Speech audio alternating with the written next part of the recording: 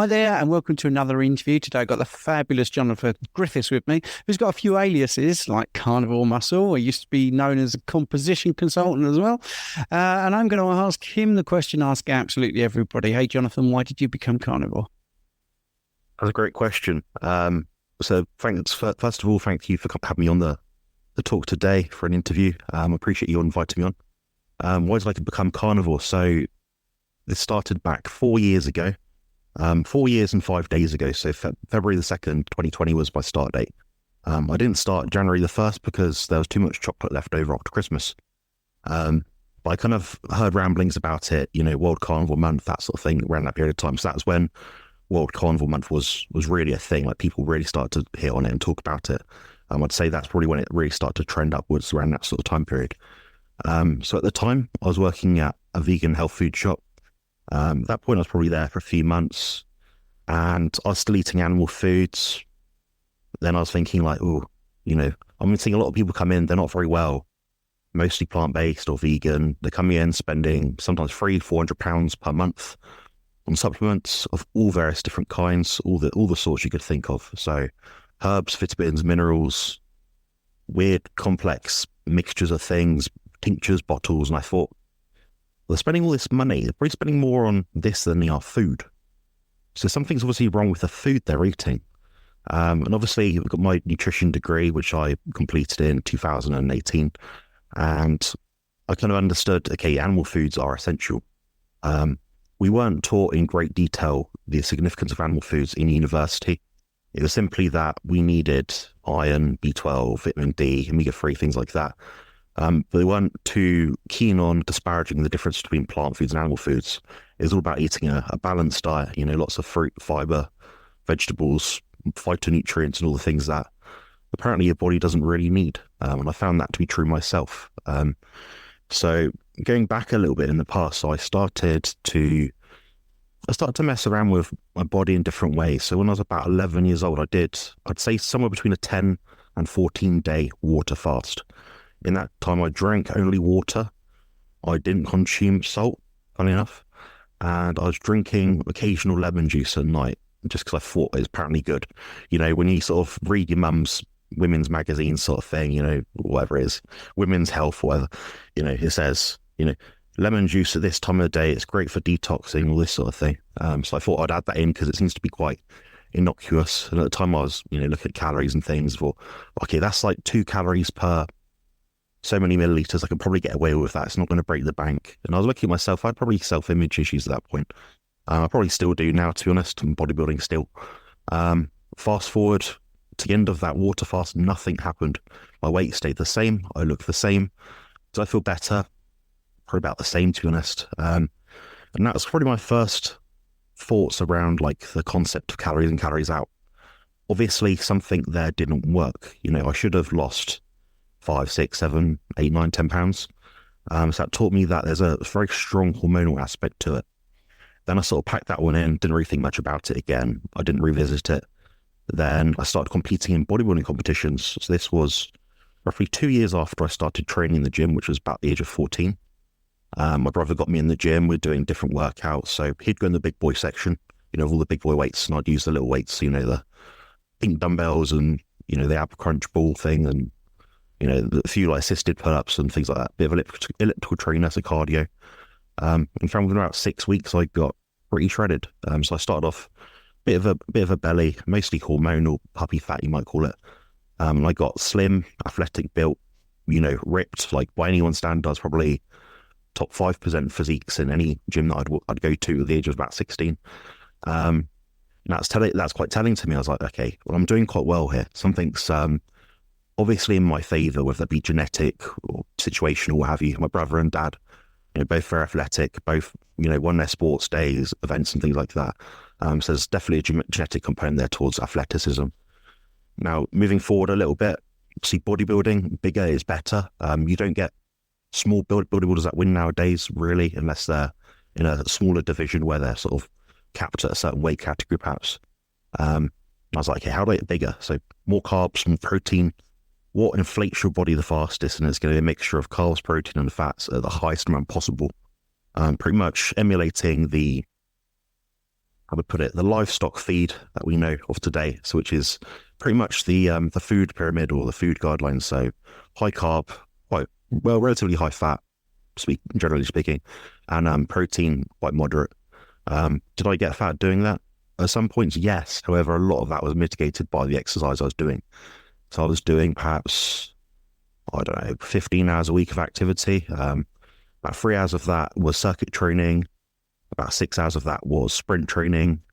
The rest of it was a combination of, I don't know, walking, PE at school, gym, powerlifting, all sorts of stuff. I was seriously active and I'd cycle everywhere, walk everywhere. I wasn't getting lifts anywhere really, apart from to the athletics club. And moving forward a bit, I sort of started to refine things a bit more. So I was like, okay, I really enjoy bodybuilding. My knees at that time could no longer take the sprinting, all the extra stuff I was doing.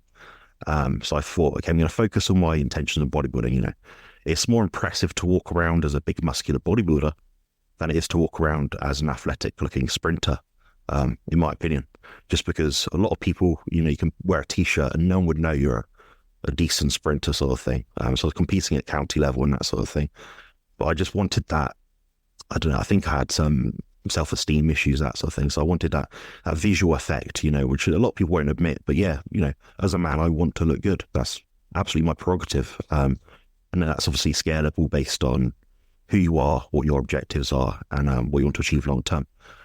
Moving forward a bit, obviously quit sprint training. I was still doing different sports, rugby, American football, soccer, or, you know, English football sort of thing. And I started to like lose interest in those over time and had issues with my back. So I believe I had bilateral pars defect, which was a result of an injury when I was about, say, 13, 14 years old. So this was in school when I was playing rugby in an international sports tour in Italy. Illegal tackle, absolutely nothing was correct or legal about it, if that makes sense. So it was absolutely not deserved and it was out of play. I didn't even have the ball in my hand, put it that way. So it was a seriously bad tackle and I think the guy should have been put in prison for what he did. I really do, because what he did was not right. I'm a bit bitter about it still, obviously, because that's obviously gone down the line. That's meant I've had to put titanium rods in my back and all sorts of things. And obviously my mental health went down because of that, because I could no longer do the stuff in the gym that I wanted to do. So a lot of aspects of my life were drastically reduced. All the things I wanted to do, I couldn't do. So, you know, as years went on, that bilateral pars defect, which is you basically have these two little bones at the bottom of your spine.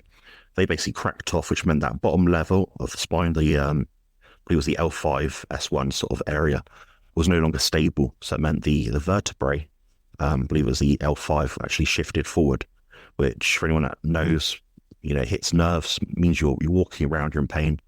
And now at that point, you know, going fast forwarding a bit to my original point of conversation, which was about the vegan health food shop. So supplements, you know, they're great. Reduce inflammation, take turmeric. Oh, turmeric's not good enough anymore. You have to take curcumin extract with black pepper. I did all that stuff. I did all of it. All the supplements you could think of. Didn't do anything really, to be honest. I didn't notice much benefit. Some things were a bit better, like my knee pain reduced a bit, but I'd probably attribute most of that to the omega-3 that I was taking in. So for me, omega-3 was something I really noticed early on, was a big impactor of my health. And I'll get onto that topic a little bit later, but what I would say from that point was all these things didn't work. I became anemic. So I felt gaunt, lost a lot of weight, my skin broke out, I didn't feel great, lots of bad things in my health. Mood obviously got even worse, severe depression, anxiety, the lot. Chronic fatigue, my immune system was basically crap. I had lots of viral infections, which in turn damaged my liver and kidneys because I couldn't fight off any pathogens in my body. And that's despite using all the supplements under the sun, all the vitamin C, everything you can imagine. You know, I was loading on it, like £100 a month probably or more, just on supplements. It didn't do the job. So obviously, going to the point of like the vegan health food shop, I was like, all the most nutrient-dense foods, the supplements aren't doing it. What can the diet do? So I started to look at the carnivore diet. And interestingly, I did actually start the carnivore diet not for long, for 5 months stint, when I was at age of 16. But I did that using cans of tuna, 5 a day, honestly, and a few eggs. So it's quite a bizarre diet to follow, but when I set mind to something, I can do it. I got quite lean doing that. If I was to guess how much protein fat I was having each day, fat was below 50 grams. Protein was probably about 200 grams or something, roughly around there. Sometimes I have a whey protein shake, but effectively I was doing a carnivore diet. My digestion was a lot better, which is quite odd. I attribute that mostly to the mass of food being severely restricted. I did end up with mercury poisoning. So mental health went down. So I was trying all these different things at various different times, and a lot of it did not work. It was absolutely horrendous. Then going to the whole point of the vegan health food shop. So I've been meeting lots of people, not well, really unwell. No one ever looked healthy to me, honestly. No offense to them, but they just didn't look like they're going to live past the age of 50, if I'm honest. Deterioration, sort of pale white skin, very gaunt, thin hair falling out. And they just look severely aged. Like they couldn't take care of themselves. It's quite sad to see because I'm quite an empathetic person, or at least I tried to be. And obviously thought, I can't stay in this job for any longer, So then fast forwarding a bit, I did a bit more research on the carnivore diet. I thought, okay, I'm actually going to do this and I can commit to this. So the first year of my carnivore diet was on and off, obviously dealing with, as a bodybuilder, the fitness industry is very much focused on binge eating. They do promote that, in my opinion. You go onto any Instagram influencers, story wall. It's like, oh, I'm having this grenade protein bar. This is my protein cupcake. I'm going to see how many I can shove in my gob in 10 minutes. I do see that a lot, and it is more common than not. The idea of cheat meals and refeed days and adding in the extra stuff your body doesn't need. I was victim of that. Obviously, I put that food in my mouth. It's my job. But these foods are made to be hyper palatable. They're not foods. They are ultra processed foods, not just processed foods. They are ultra processed foods, which means you're probably putting in processed foods together with other processed foods to make an ultra processed food. Nutrient intake of this sort of thing, the nutrient content was absolutely disastrous. And I was looking at all the ingredients. I was thinking, yeah, this can't be good for me. And I do enjoy some of these treats nowadays. I'm not absolutely abhorrent to the idea that, you can have a cake at a party or something, or have a meal out of family, stuff like that. I'm quite for that if people enjoy it and doesn't make them suffer too much. But for me, I just limit it and I just keep it to a minimum that I find tolerable, and while still giving me that sort of pleasure, novelty, So some things I do like having, which are not even carnivore foods. One of them actually is a cheese toastie or a cheese sandwich. That's something I really enjoy, mostly for nostalgia. My nan used to make that for me. So that's something I'd consider quite a nice treat. Philadelphia spread, white bread, strong, sharp, mature cheddar cheese. That does the job for me. But as and when, I know when we have these things, you have them too often, they're not as enjoyable anymore. Bringing me forward a little bit. So I started up my online nutrition consultancy a couple of years ago. I needed an outlet. I didn't really see much marketing potential for what I was doing. Obviously, carnivore diet really kicked up on social media a few years back. And I thought, well, I'm watching these videos and people are missing the point so many times, especially come from a background as a bodybuilder. The body composition side of it was, in a lot of cases, disastrous. It was always either, you need to eat really high fat or really high protein, low fat, low protein, all those different things. And I saw a lot of pitfalls to a lot of the ideologies which are going around. I started to watch these videos. I was like, okay, I need to do something here. I need to nip it in the bud. Obviously, bodybuilding, I've been in contest shape lots and lots of times. I know what it takes to get into shape. I know the value of tracking macros. I know the value of the carbohydrate insulin model. I kind of know what works well for different people as well, just for experience. There's certain phenotypes of people that just tend to be better on certain kind of macros, certain kind of foods. That takes me to basically modern day. So I started up a YouTube channel 14, 15 months ago, roughly. Started off as composition consultant, as you alluded to. A few months back, I just moved it to Carnivore Muscle, a bit more concise, a bit more precise. I decided not to use my name in the title of my socials because it's hard to spell, hard to say. I've got a very long name, Jonathan Michael Griffiths, BSc, I can't say Coach Jonathan Griffiths. It's too long, and people won't know how to say it. They won't be able to spell it. Which is why I wish I had a name like Stephen. Sometimes it's much easier. But yeah, that's pretty much it I'd say in a nutshell. But I'm happy to sort of go into more detail about any points if you've got any questions. Well, I thought that was fabulous, Jonathan. And one of the reasons I like having you on or working with you on the Carnivore Team GB is because you always bring to the table something different and new and honest. So have I got questions? Yes. If we could do a sort of like a quick fire round of the questions that come from that brilliant introduction, let's see how that goes. So first thing that jumped out at me was omega-3. So how you said that really helped, and turmeric and black pepper and all that. And I went down that route when I had lower back problems.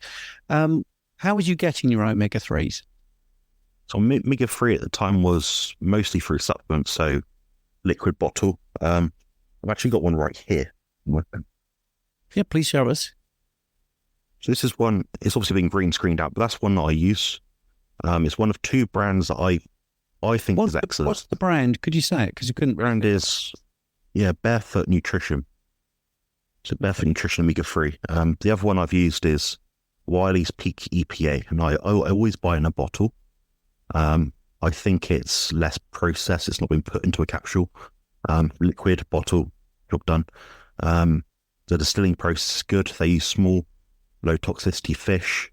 The only concern I do have, although I'd say I've not experienced an issue because of it, is potential aldehyde content. So that's a toxin. Your body does produce some of it, obviously, but too much of something is not great for the body. So I'll just I want to be very clear with people, if you're going to use these things, it's better to get it from whole food. And that's what I do for the majority of my omega-3 intake. So I am consuming mackerel, omega-3, very occasionally I consume sardines, things like that, in water and brine, or just I steam it, smoke it myself, something like that. But yeah, that seems to be a very big thing for me. I was actually listening to a few things over the past year by Jack Kruse, and the significance of DHA is really, really undervalued in my opinion, particularly for people with gut distress, autistic spectrum disorder. It seems to be that people with autistic spectrum disorder, like myself, they have a high requirement for certain things. And I think a lot of these things can be characterized by certain traits, genetic expressions, markers. So you can look at a lot of studies online. So if anyone's watching this and they be curious, common metabolic diseases in autistic people, something like that. You can go on PubMed, Science Direct, something like that, and find out some information about that. Detoxification pathways are usually poor. Sleep quality is poor, depression, anxiety. There's lots of comorbidities towards people with autistic spectrum disorder. And I think if I was to pick one thing, it'd probably be, in terms of supplemental wise, it'd be something either between vitamin D, omega-3, taurine, or maybe magnesium. I think you can get all the B complexes you need in meat, for example. But I'm not against supplements, if that makes sense. I know a lot of people say, you can get all the nutrition you can from beef. Yeah, that's true. But I've experimented myself. This is my N=1. Added things in, taken them out. And it seems to be that adding omega-3 to my diet, either through a supplement or just extra oily fish, seems to be really helpful. Seems to benefit the enteric function of your body.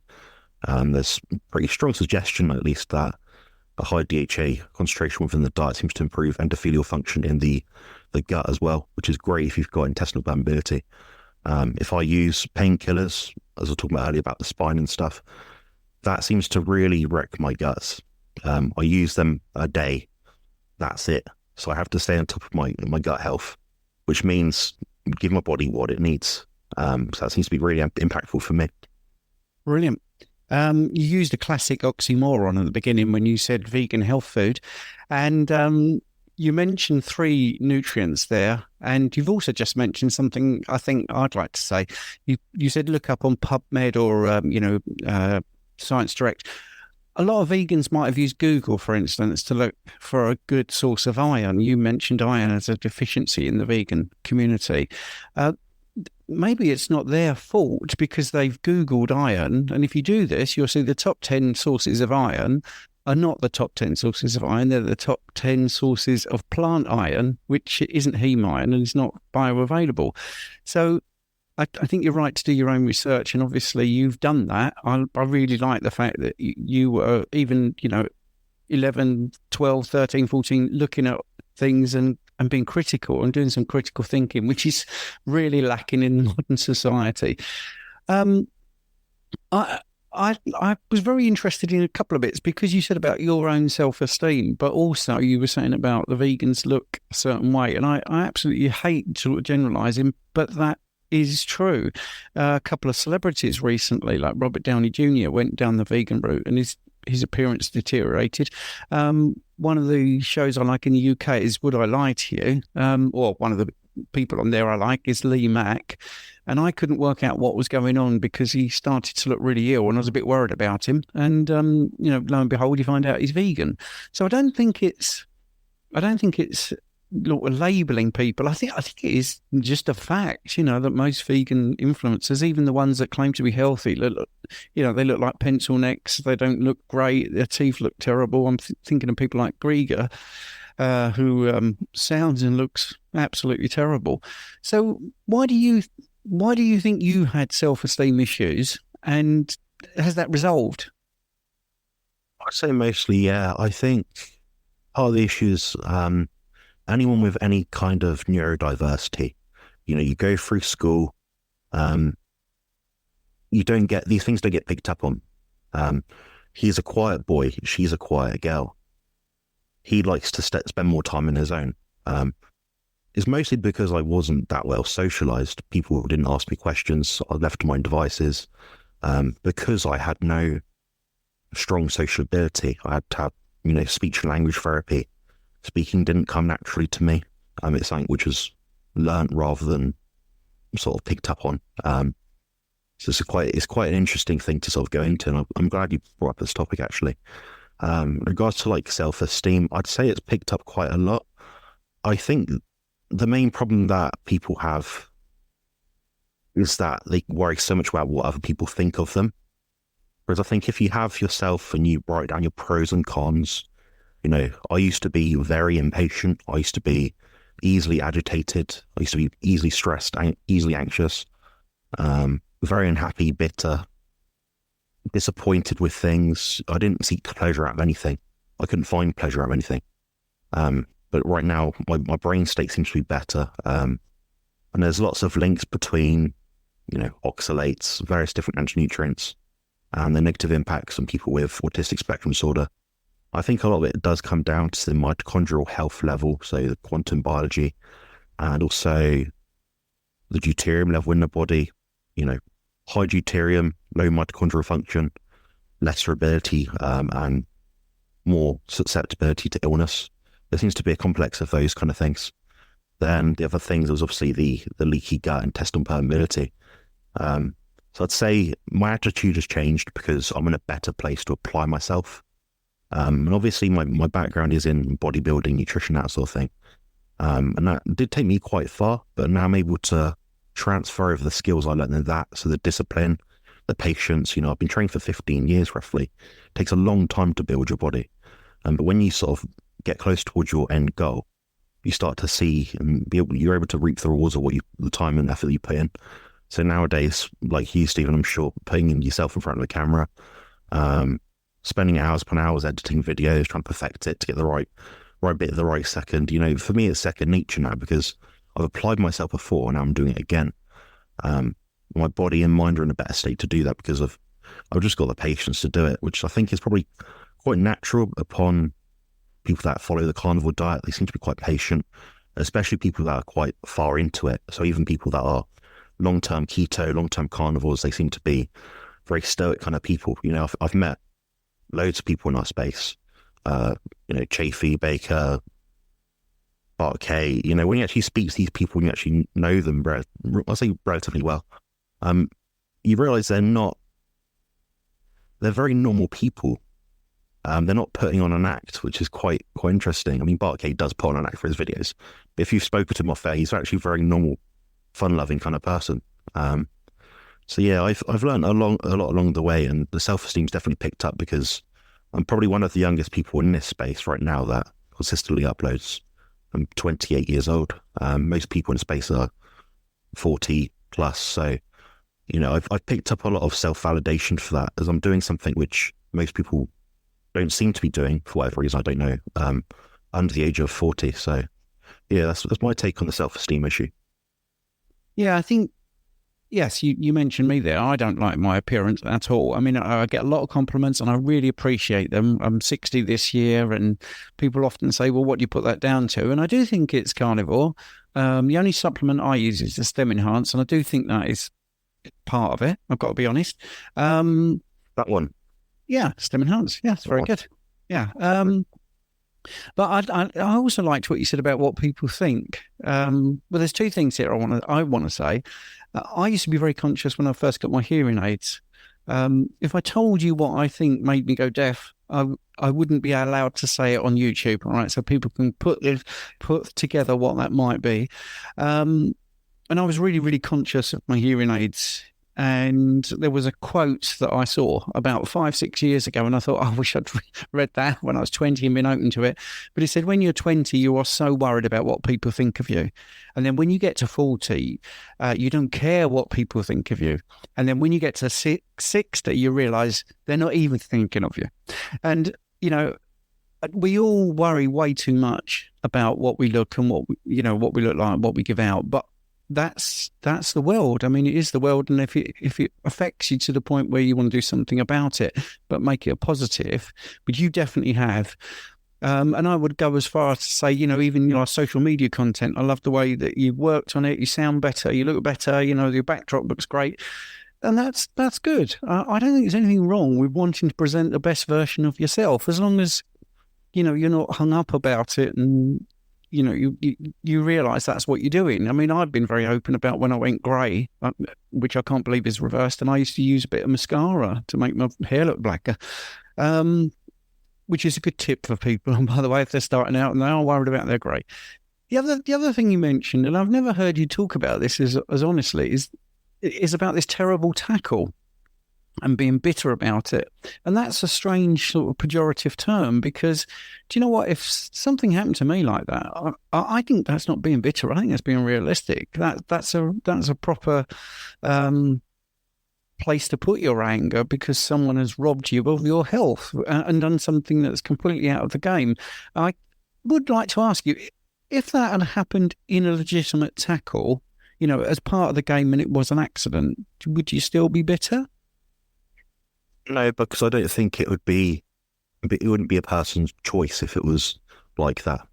And if it just happened, I fell in a funny angle, I probably wouldn't even think about the person. I'd think about the situation, this was dreadful. I wish it didn't happen. But this is more against the person themselves. Obviously, I don't go to bed at night thinking, oh, I hate this guy. I think he, should burn or whatever. I don't think that. But it's like, I really wish he didn't do it. And I wish he could see me right now and just say, I apologise for what I did to you.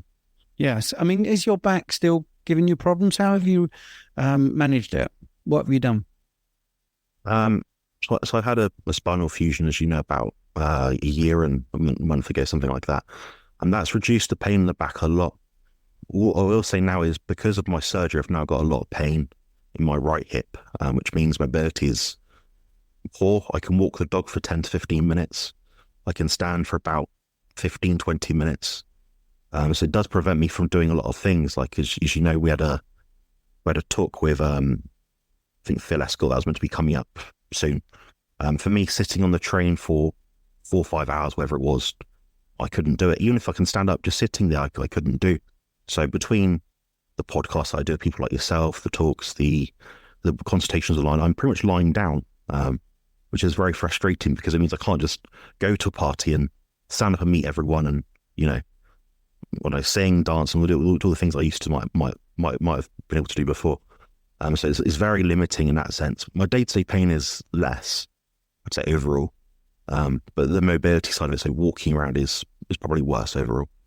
It's frustrating, but there's not a lot you can do. But you can just focus yourself on and focus your intentions on the things that you can do. So I can spend a bit longer sat down now on a chair. My lower back doesn't seize up as much, so I can spend more time editing videos and doing the stuff like you probably do. Can you get in the gym? Get in the gym, yes. The gym's fine as well. I can't do deadlifts, can't do bent over rows, can't do squats. Not to any appreciable degree. I can probably bent over a row or deadlift like 20 kilos. For anyone that's wondering, that's not a lot of weight at all for someone my size. That's effectively the bar. I can, however, use very precise movements in my workouts. So a lot of isolation, machine-based apparatus, cables, bands, that sort of thing.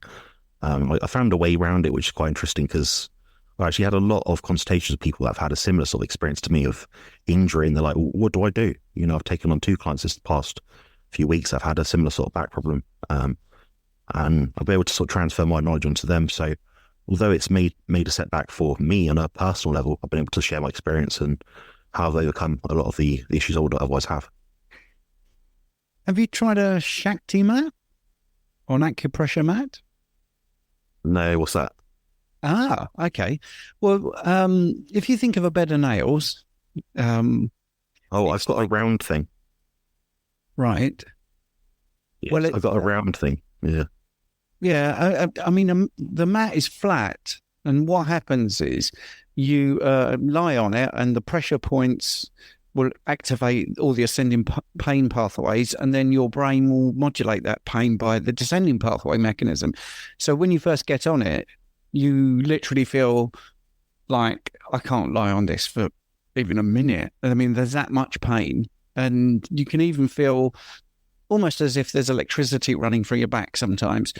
After maybe a week of using the Shakti mat, I mean, many people report they can sleep on it. They can actually doze off, and they have to get their partner to wake them up and say, after 20 minutes, can you get me off this?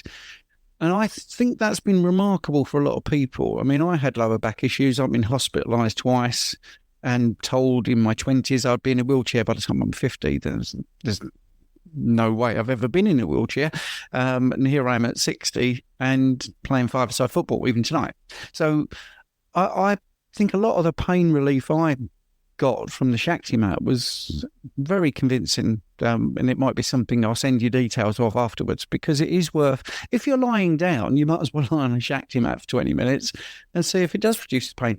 You're tapping into your body's own resource. And I know there's people out there will be thinking, well, this is a bit woo-woo. Why is Stephen talking about this? He's got a science degree.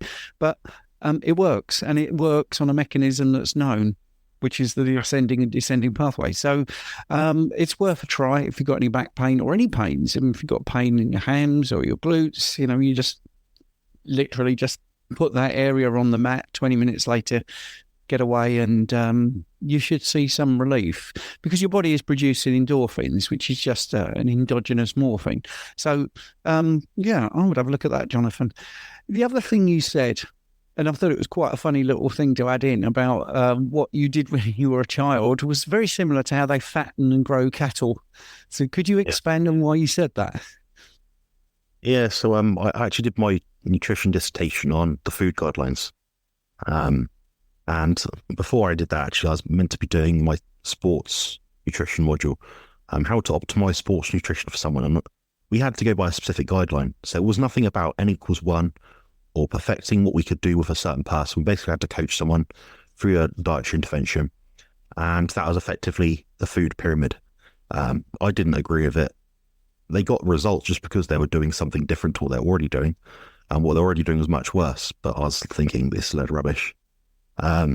Anyway, the food pyramid, I mean, there's been a funny South Park episode that came out maybe a few years ago now. And they sort of say, no, the food pyramid's wrong. It's upside down. They flip it around. And they're worried about this being some sort of global conspiracy. But if you look at like the macronutrient content, you know, protein, fat, carb, grams of, you know, pig feed, effectively, there's a pig slaughterhouse miles from my house. It's less than a mile from my house. A farm, they're fed a diet which matches the food pyramid in terms of macronutrient grams. So relatively low protein. You know, why do you need an animal to be muscular? You just need to be fat, really. You know, sedentary, store energy. More marbling in an animal means the cut is usually more expensive for the most part. You know, a ribeye steak is more costly than a rump steak, for example, over here. So yeah, I attribute a lot of the lack of success people are having with diets with the high carbohydrate intake. And I think if you pretty much reduce the carbohydrates down, Majority of people, reduce processed foods, put those carbohydrate, calories into the fat grams or protein grams or both.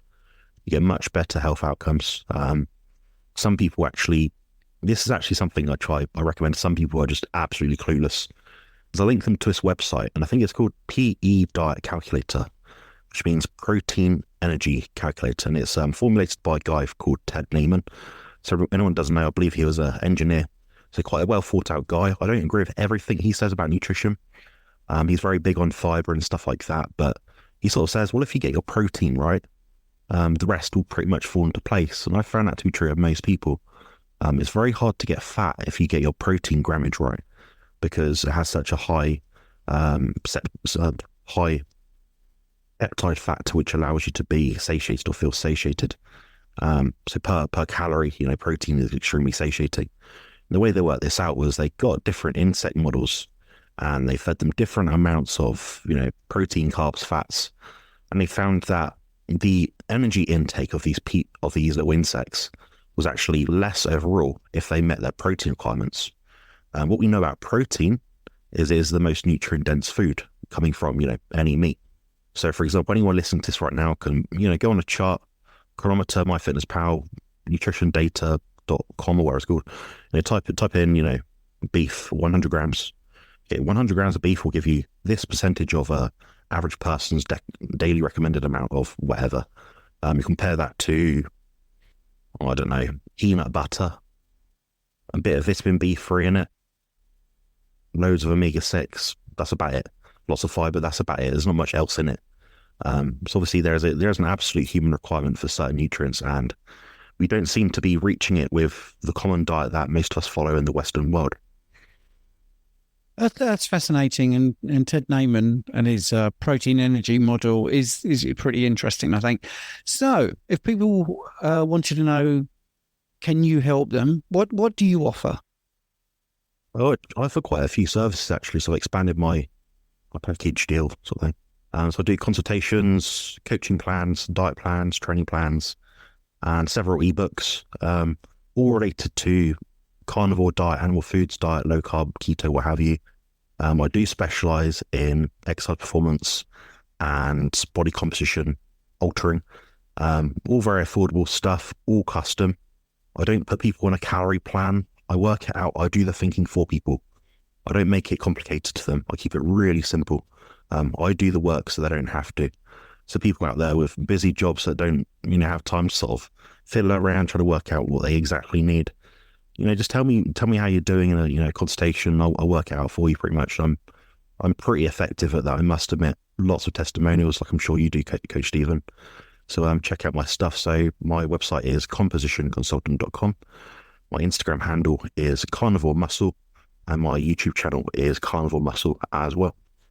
Yeah, I like that. I laughed at the you do the hard work so they don't have to. I mean, that's in the UK, that's from an advert about 10 years ago. My favourite actor at that point was Carl Howman.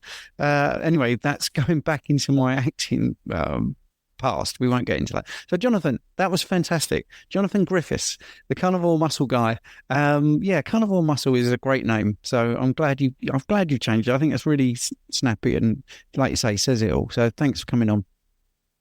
Much appreciate you having me. Thank you so much for listening to my podcast. I hope you enjoyed it. Your support means the absolute world to me. And if you're enjoying this show, I've got a small favour to ask you. I'd be incredibly grateful if you would consider becoming a supporter and make a small monthly donation. Your contribution will really help to improve the show. I'll be able to improve the software, maybe put a few more episodes out, and do many things that I'm hoping to do in the future. Do them a lot quicker. So, it's a small monthly contribution. You can cancel at any time, and the link is in the show notes. Thanks very much for listening.